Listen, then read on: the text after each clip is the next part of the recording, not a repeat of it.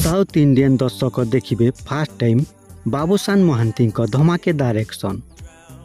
ता पूर्व वीडियो को गोटे लाइक करंतु एवं चैनल को प्रथम थर देखुचंती ताले सब्सक्राइब करंतु। बॉलीवुड स्टार बाबूसान को अपकमिंग मूवी अंतर्जामी को नहीं बॉलीवुड इंडस्ट्री रे चली ढेर चर्चा। अंतर्जामी मूवी पान इंडिया रिलीज हेबो। ओडिया, हिंदी, तेलुगु, तमिल, कन्नड़, मलयालम भली 6टी लैंग्वेज रे रिलीज हेबो। एक्शन रे भरपूर ए मूवी रे बाबूसान को सह नजर आसीबे साउथ एक्ट्रेस वेदविका। साउथ मूवी भली ए मूवी रे मध्य दर्शक देखिबे धमाकेदार एक्शन सह लव रोमांस।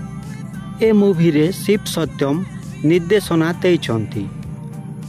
अंतर्जामी मूवी दशहरा रे रिलीज हेबो। अंतर्जामी मूवी बहु बुटु भूत मूवी 20 कोटी कलेक्शन को पार करिबो ना नाही आमको कमेंट करंतु।